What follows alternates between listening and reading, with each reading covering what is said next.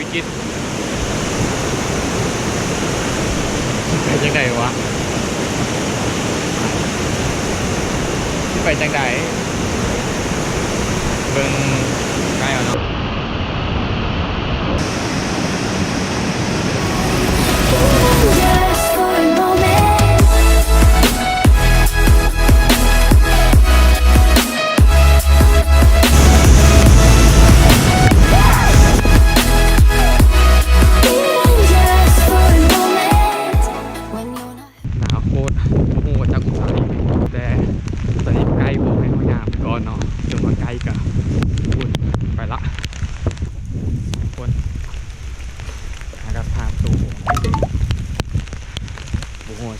รอดจะบ่รอดเนาะแต่ก็ขอให้ผ่านทริปนี้ได้3 มื้อ 2 คืนแต่นี่ก็จะเป็นประสบการณ์หนึ่งโหดหายขนาดเจอกัน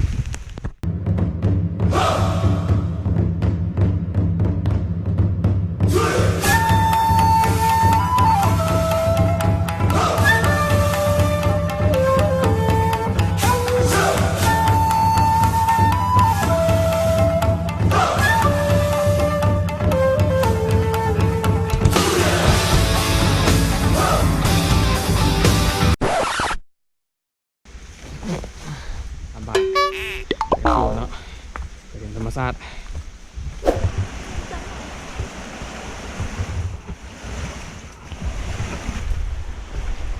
ลำบากกันในเนาะเขาป่าไม่ได้ไว้ง่ายเด้อไม่ได้ว่าง่ายเด้อเสียงกบเสียงขาดยังได้ยินอยู่กินอยู่สบายกูก็อยู่แล้วนะกูอยู่กันเนาะเจอจุดยากแล้วก็ก็มาเย็นด้วยล่ะ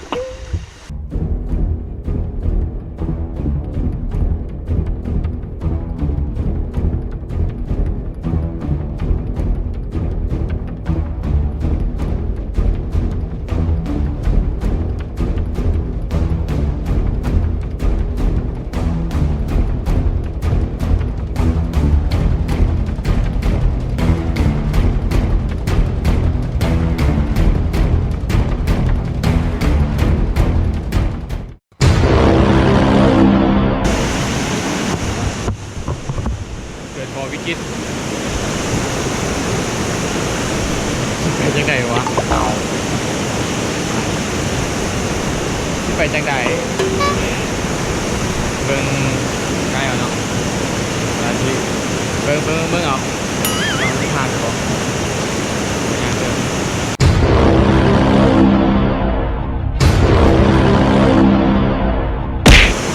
วิธีเดี๋ยววะ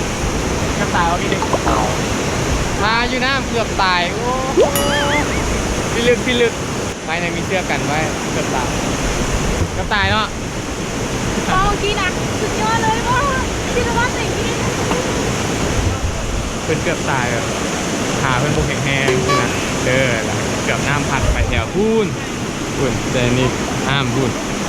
ตายเลยท่านไปฮอดพูนเบิ่งที่เจ้าเบิ่งหน้าแห้งเจ้าเบิ่งเด้อหมายังขามมาได้หมาข้ามได้เอาโอ้ยส่วนกาแฟที่ปลูกครับตรงนี้ปลูกนะ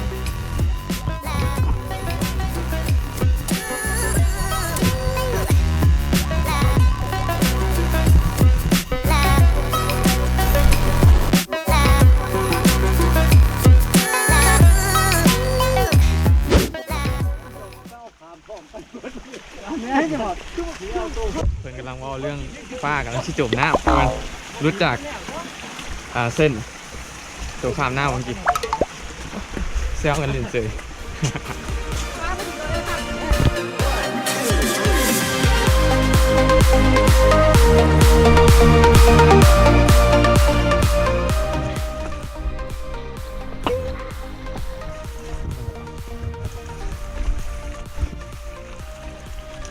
แบบฮอดแล้วก็ฝนตกสุดยอดเนาะ ธรรมชาติ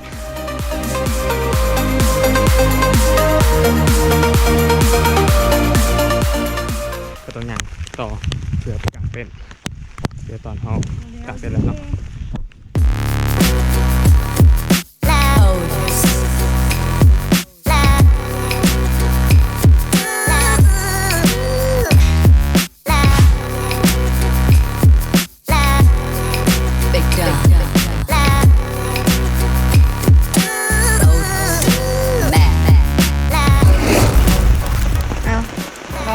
ตอนนี้เขาล้างดังไฟเพื่อให้ได้ความอบอุ่นแต่ไม่มีน้ำซึมอยู่ข้างในมียากหน่อยหนึ่งแต่ตรงนี้ได้ จากเราซื้อจูนอะจูน ซื้อจูนกับชิมากับต่อหาเราได้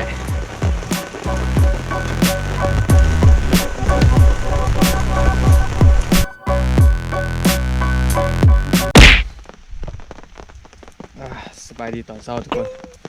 ตอนนี้เรากำลังปิ้งป่าถึงว่าอากาศก็หนาวพอสมควรเนาะจนแบบออกปากแล้วคอนก็ได้กาสิกลับมื้อนี้เลยเนาะดูต่อบ่ได้อีกคืนนึงโอ้ยเมื่อคืนนี้ก็นอนจนแบบเปียกเลยเนาะ10 องศาก็ได้เนาะตอนนี้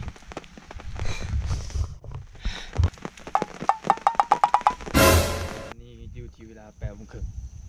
เรากำลังจะออกเดินทางอีกนอนทนบ่ได้เลยมัน ควรจะออก เดี๋ยวเอาแล้ว ลองหาปากเบิ่ง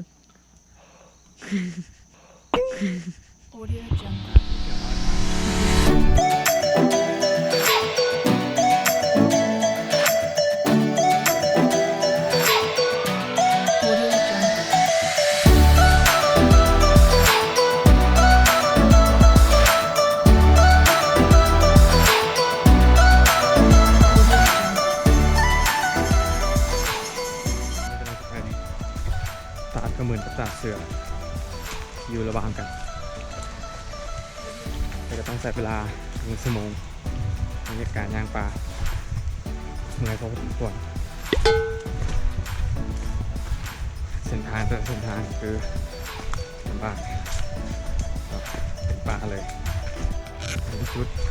แต่จุดหนึ่งที่เป็นเตรียมไว้ให้นี่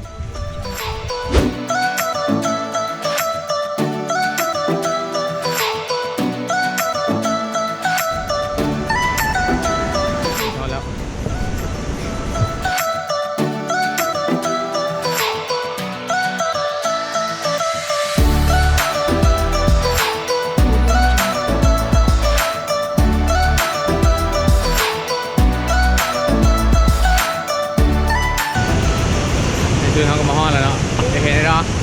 าะกดเมื่อยเลยแต่เอาที่เขาไปอยู่ใกล้ๆอีกเนาะอันนี้แมนบอลพักก่อนซื่อๆนี่น่าจะเป็นตาก็เหมือนจะเสือกับโมโหเนาะขอโทษขออภัยเนาะเพราะว่ามันใกล้ๆกันเลยติดกันอันนี้น่าจะเป็นตาเสือนี่น่าจะเป็นตาขมือนเนาะตัวเมื่อยเนาะเดี๋ยวจะได้ขึ้นไปทางหูหนูนะก็ต้องไปถามคนก่อนมาเขาไปได้บอกว่าฝนมันแห้งโคตร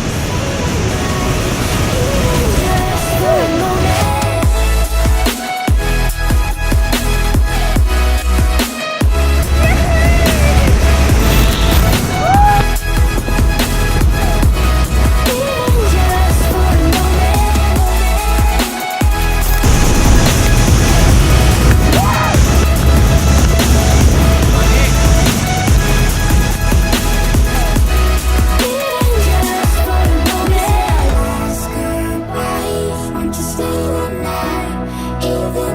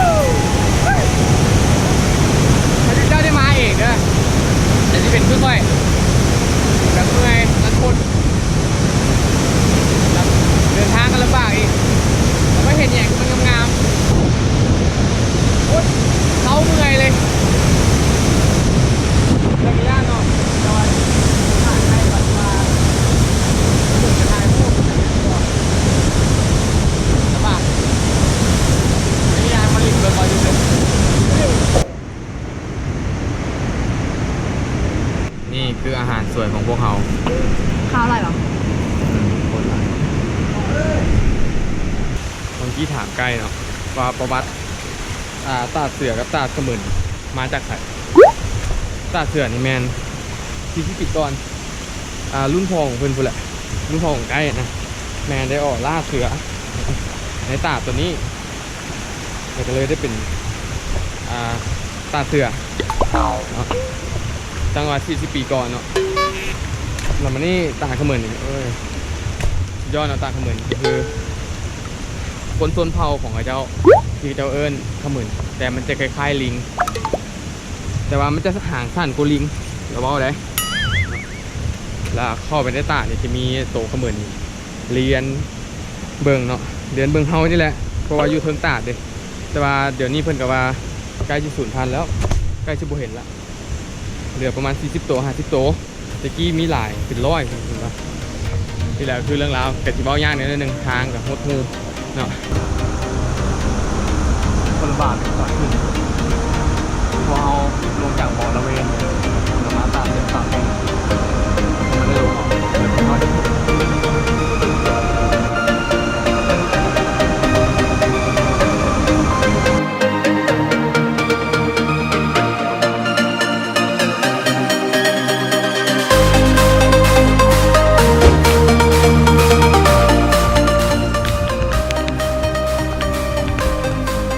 เจ้าด้วย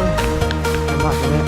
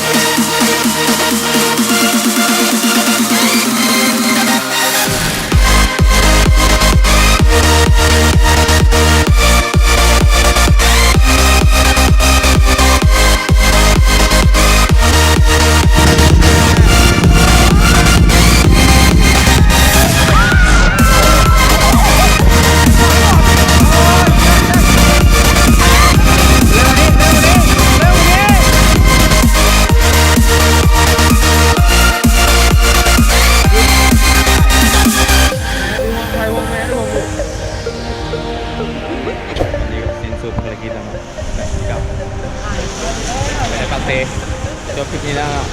เจอกันคลิปหน้า